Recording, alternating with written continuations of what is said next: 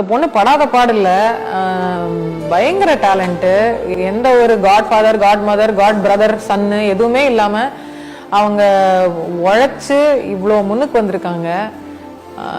எவ்வளோ ஹராஸ்மெண்ட், எவ்வளோ social media abuse, எவ்வளோ இது, அதையும் தாண்டி she is one of the most loved people.